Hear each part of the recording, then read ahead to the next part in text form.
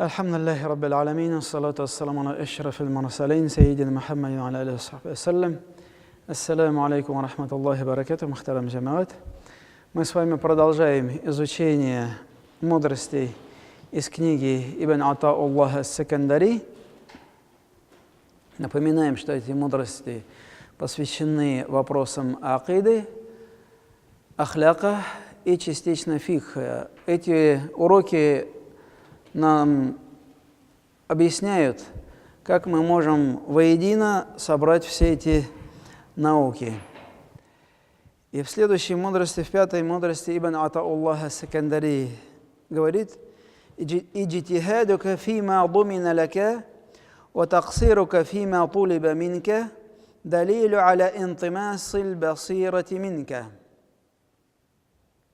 То есть, твое старание, твоя прилежность в том, что тебе гарантировано, в том, что ты гарантированно получишь.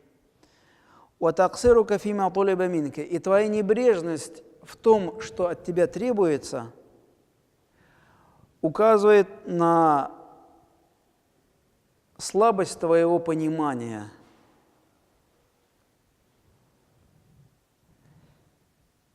И эта мудрость особенно актуальна сегодня, когда многие из нас в погоне проводят свою жизнь в погоне за благами этого мира, за мирскими благами. И этому способствует реклама тоже. Каждый старается приобрести самую последнюю модель телефона, айфона или самсунга. Каждый старается приобрести последнюю модель автомобиля. Каждый старается построить дом все лучше и комфортнее. Каждый старается попробовать именно ту пищу, которую нам преподносит телевизор и так далее и тому подобное. Но для этого мы все постоянно вынуждены, поскольку запросы постоянно растут, мы постоянно вынуждены повышать уровень своего заработка. И в этой погоне, к сожалению, многие забывают о предписаниях Аллаху Та'аля. Именно поэтому Ибн Атауллах ас-Сакандари об этом говорит, что «Иджтихадука фима думина лака», то есть твое старание, твоя прилежность в тех вопросах, которые тебе гарантированы. То есть имеется в виду вопрос рызк, пропитания. На прошлых занятиях мы с вами приводили хадис о том, что когда человек находится еще в утробе матери, к нему посылается ангел, который его рызк записывает. И человек за свою жизнь,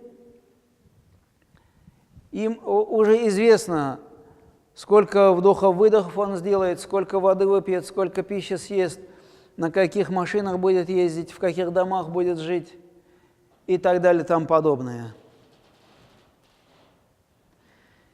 И твоя небрежность в том, что от тебя требуется. И, к сожалению, мы иногда поддаемся искушению, проявляем малодушие и оставляем те или иные предписания Аллаху Та'аля. И, подводя итог, Ибн Атауллах ас-Сакандари поясняет, что такое поведение указывает на недостаток твоего разума. То, что ты неправильно понимаешь те вопросы, которые Аллах Та'аля тебе предписал. И буквально на днях по имейлу я получил письмо.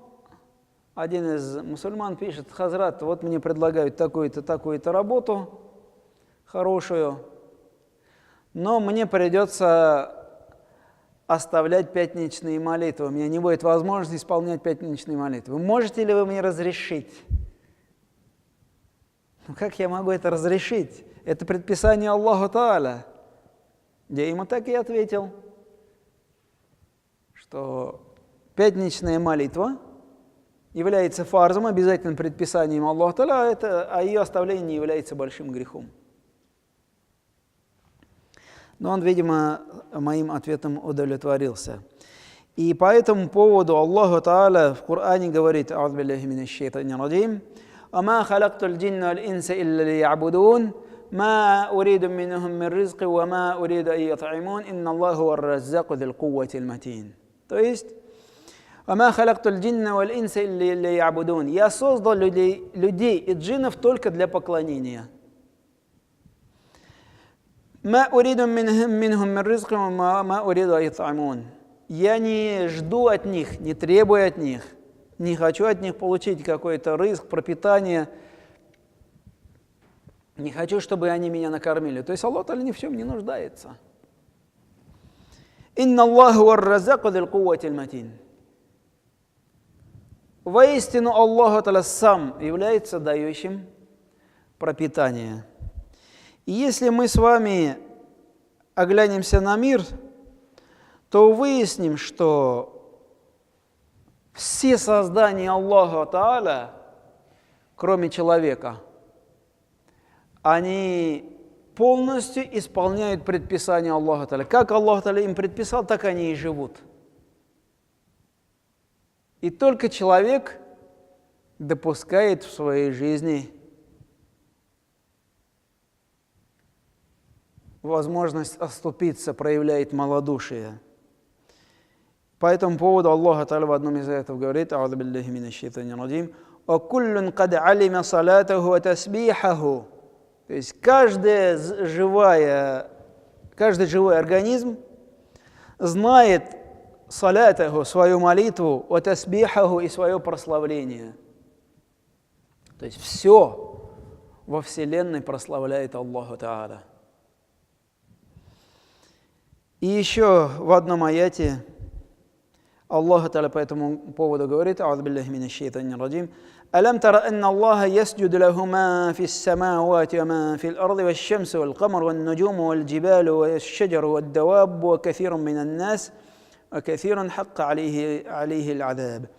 Аллах Та'аля говорит: «Алам тара анна Аллаха ясджуду лаху ма фис самавати ва ма фил арди». Разве ты не видишь, что Аллаху Та'аля, Аллаху Всевышнему поклоняется все, что есть в небесах и на земле?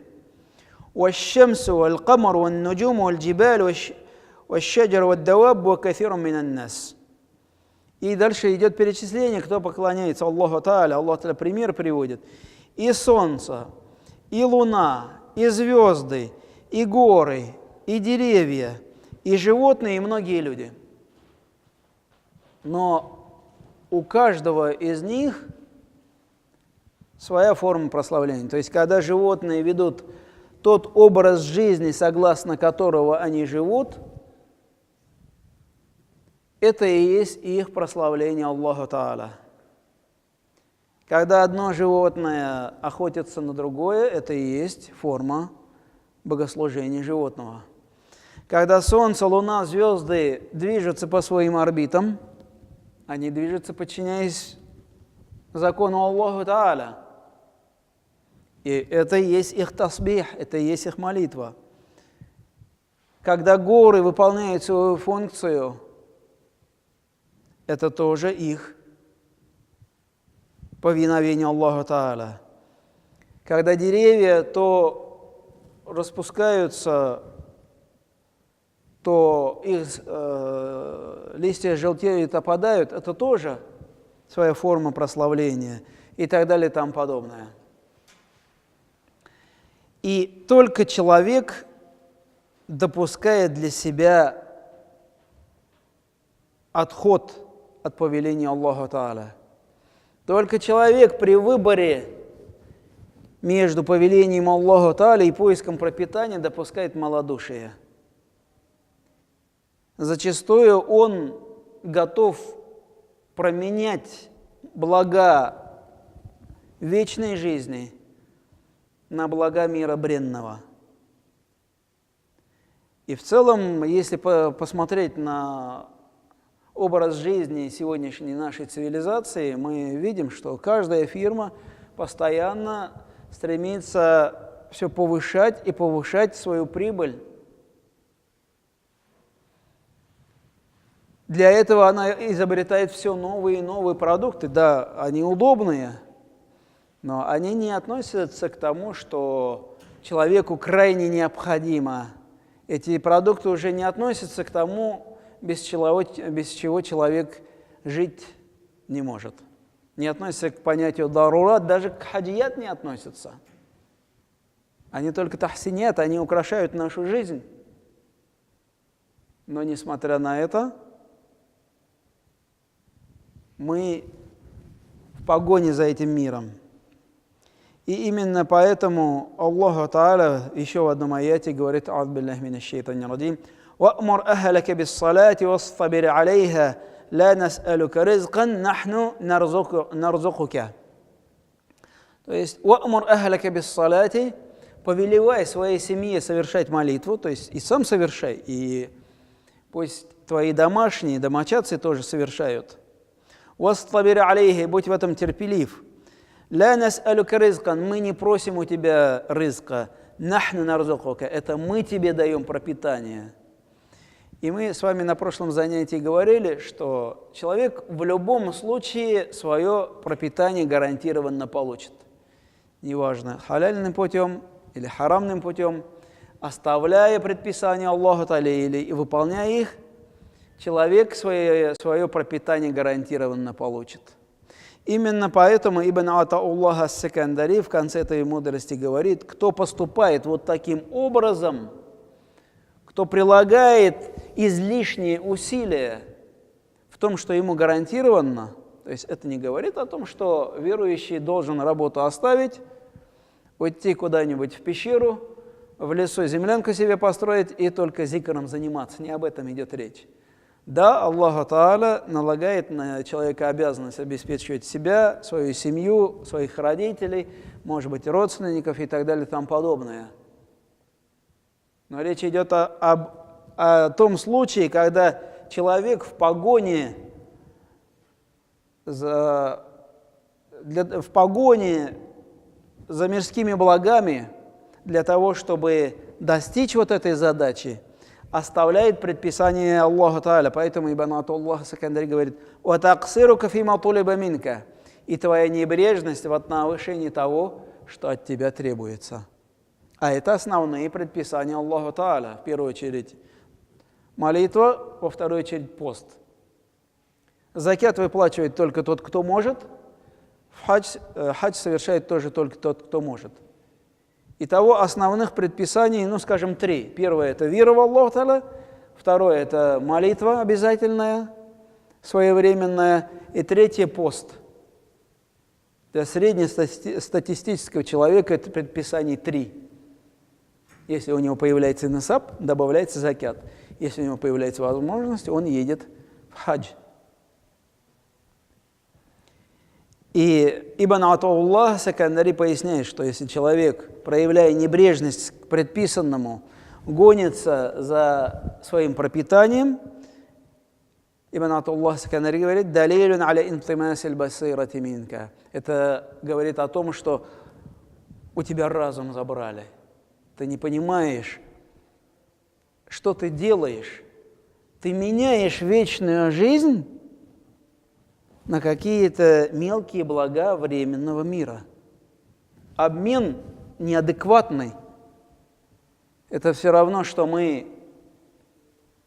пойдем, скажем, в обменный пункт, допустим, $100 бумажка у нас будет, и скажем: вот мне нужно $100 поменять, дайте мне 100 рублей в обмен. То же самое. То есть та жизнь, которая нас ждет, она вечная. И ее блага превосходят блага этого мира. Но самое главное благо – это довольство Аллаху Та'аля. Но мы, забывая это довольство, бежим за благами этого мира. Именно поэтому Ибн Атауллах говорит это безумием, называет это безумием. И пусть Аллах Та'аля даст нам возможность жить согласно этой мудрости, выполняя своевременно все предписания Аллаха Та'аля и своевременно получая наш рызк, который Аллах Та'аля нам гарантировал.